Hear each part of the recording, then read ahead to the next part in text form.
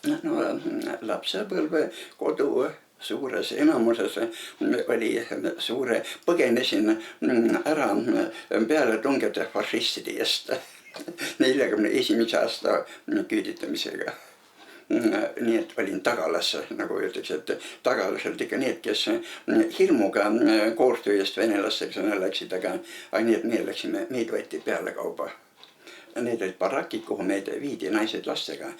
Ristil toimus sorteerimine muide, kus mehed lahutati naistest ja mehed viidi eraldi ja isa sattus ohvitseride erivangilaagrisse, kus temaga hukkus.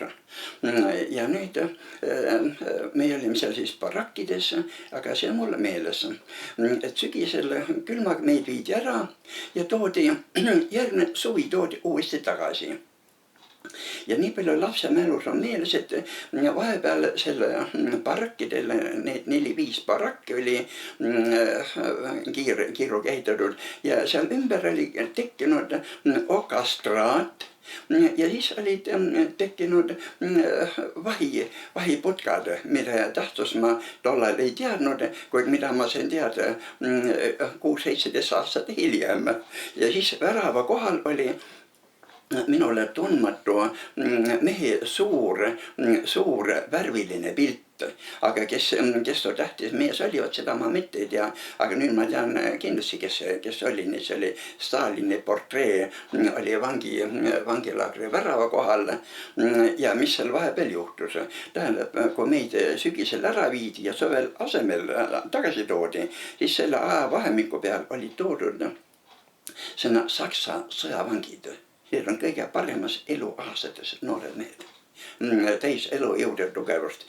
Ja see lühikene aeg, vähem kui aasta, sai kõikidest nendest noortest meestest jagu ja mitte üks sellest vangilaagri asukatest ei jäänud elama. Kõik surid ära, aga seal vahetus lähedus oli suur männimets ja männimetsa alla siin nad kõik oligi maetud.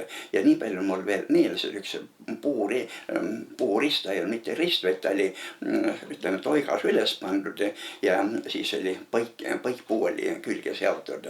Nii et kõik, mitte üks ei jäänud elama, kõik surid nälga.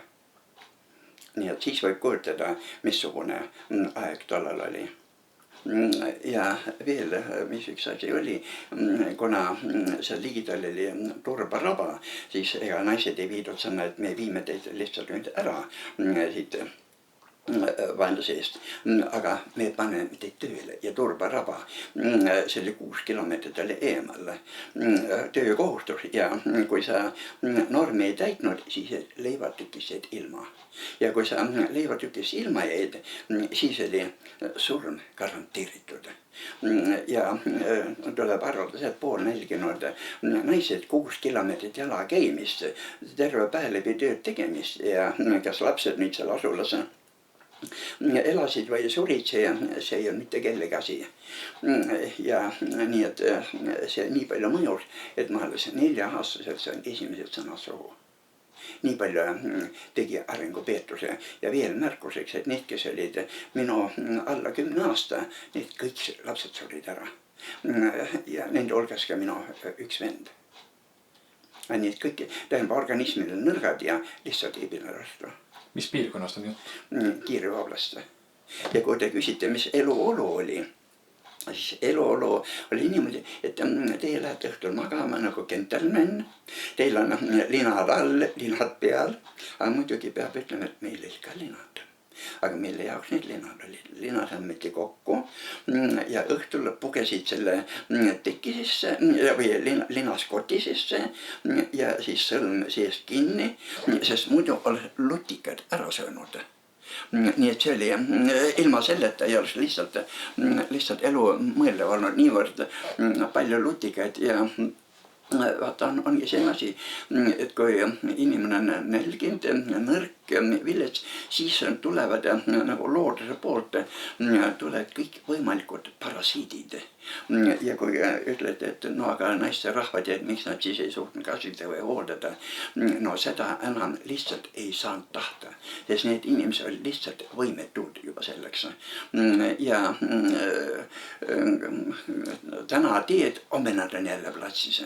nii et siis olid jah need riidest, kus need linnad olid saadud, ma ei kujuta ette, aga nii et need olid tehtud kotiks, suureks kotiks ja siis magasid selle koti sees, et pääseda lutikate käest.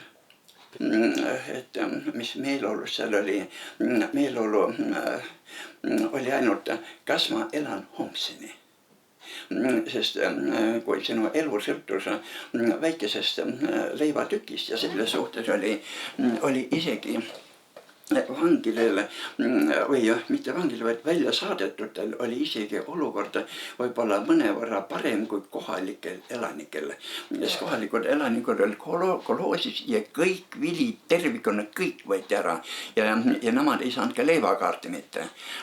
Ja tähendab juba selle arvel, et meil oli leivakaart, kes muidugi normi täitis, siis leib oli enne olematus hinnas ja külaelanikud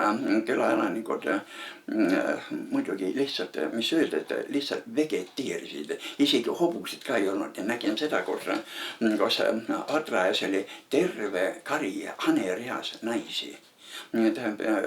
Kus igasugune mehhanismid, hobused, asjad, kõik puudusid. Ja nii et elu oli ainult, et kas ma elan homseni või elama toon homseni. Ja ema rääkis veel ka selle juhtumi. Seal oli, kas oli Voites või mis ta nimi oli, üks Tallinna Türmi ülema naine. Et omal ajal väga jõukalt ja hästi elanud. Ja nüüd asumisel istusid kõrvuti ja see suppi siis, mis anti. Ja siis ütles, et nii ilusti noppis seal ükshaaval need ussisid sealt välja pani kõrvale. Nii et vaata, milleni võib inimene elus laskuda. Hiilgusest viletsusse on ainult üks kukesamm.